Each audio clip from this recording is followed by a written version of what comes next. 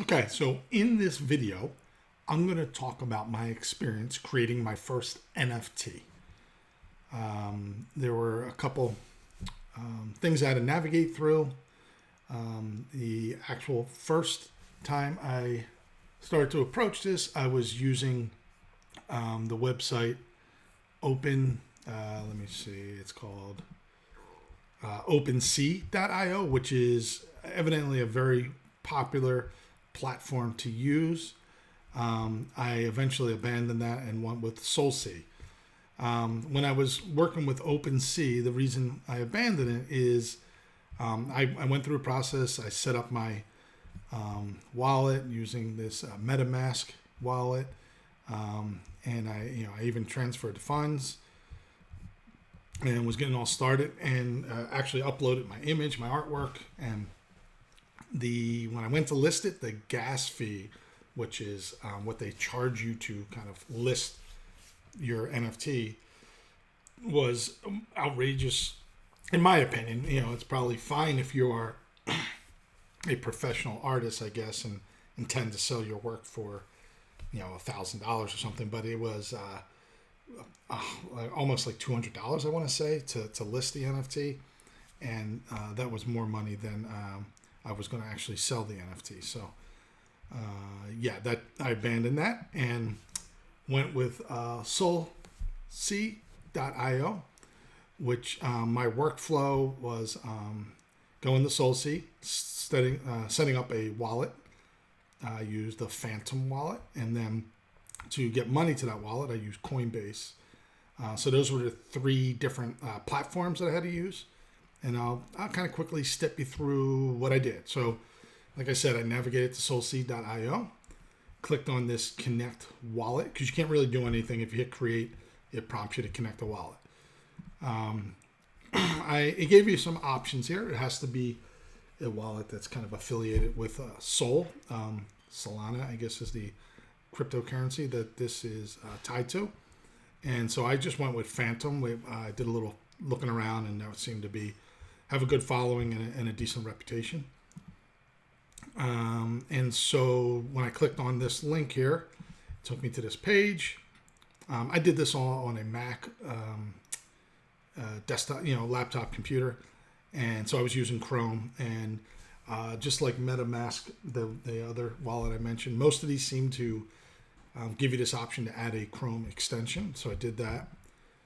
And then you can see when I click on my extensions, there they are, the two wallets. I did not use this except to try to set up that other account. So I went with the Phantom. And so you can bring it up by kind of clicking here, or there's also a keystroke combination you can do. And so the first time you go there, you have to create a new wallet, which is pretty straightforward. There's this passphrase and that was the same thing for the MetaMask one, that you have to save, kind of like your fail-safe. If you can't remember how to get on here, you have to get a hold of that passphrase. So store it somewhere safe. And then to be able to fund that wallet, to put some Sol in it, you can use a number of different applications for that. I went with Coinbase. Again, it seems to be fairly popular, and has a history of working well with Phantom and Solsea. So I created an account on there. This was definitely a little more involving than creating the wallet, in that they'd need more information for sure. It's kind of like similar to setting up a bank account. And there's even, I don't think you necessarily had to do this, but I did it because I wanted to have some access to some other features in Coinbase, where you actually want to verify your account, and you have to upload an image of your driver's license or some other credible ID. So, I mean, I don't know if that's a stopping point for some people, but it didn't seem like you could get past that with most of these. You have to, you might not have to do this, but you do have to give some information, and definitely a credit. Actually, this one, I don't even think you could use a credit card. It had to be a debit card, or you had a link to a bank. I have a debit card that that I use for such things that I tied to this. And like I said, so Solana was the cryptocurrency that this is all tied to. And so that is, what I had to purchase. So I purchased some of that.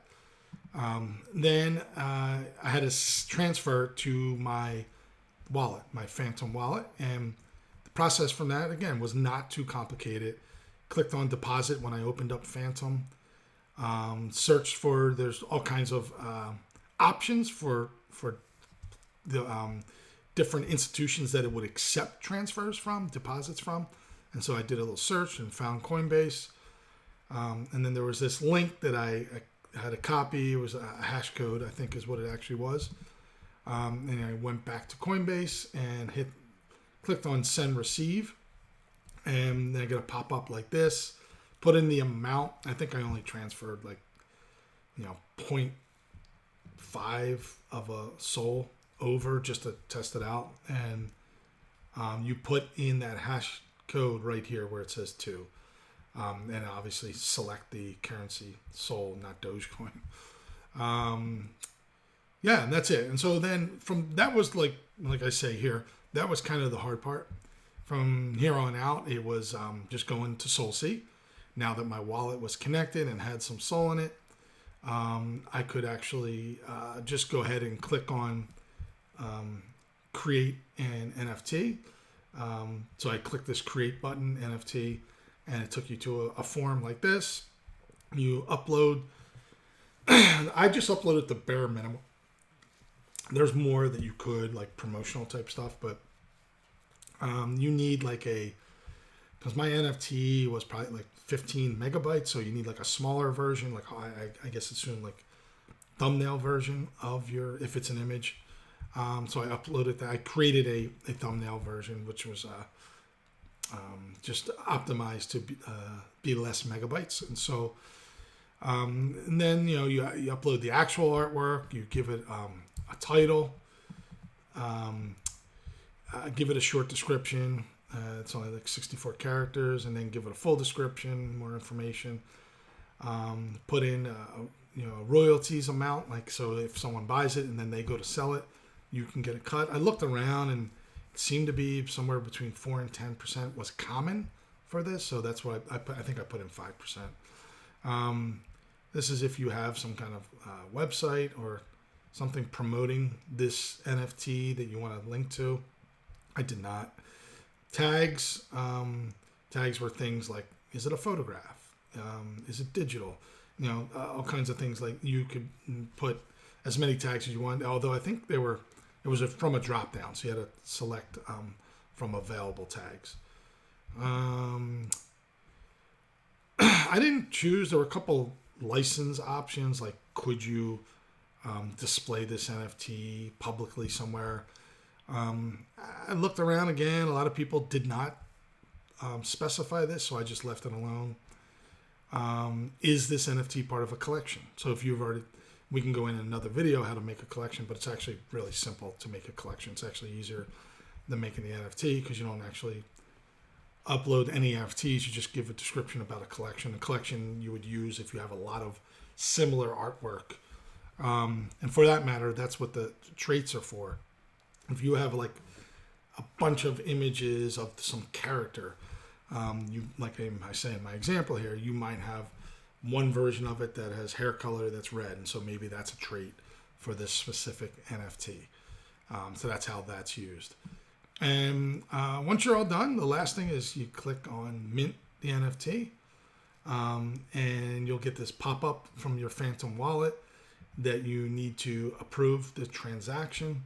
Again, this Solsea, very, very cheap compared to other ones. It was like less than a penny.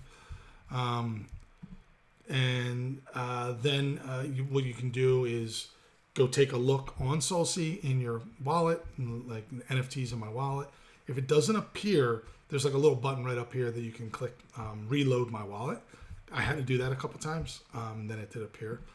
And then really the last thing that you have to do is, you'll notice over here it says list NFT. So the NFT is created and it's online, but no one can see it. To list it is the last step. You click that list. You do get one more transaction. Again, it was minimal, like a penny.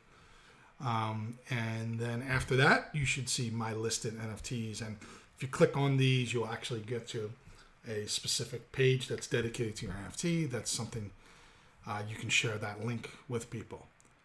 So that's it. I hope that helps. I have links to the NFTs I created. If anyone's interested, take a look. Let me know if you have any questions or if you'd like me to do a follow-up video to this. Thanks.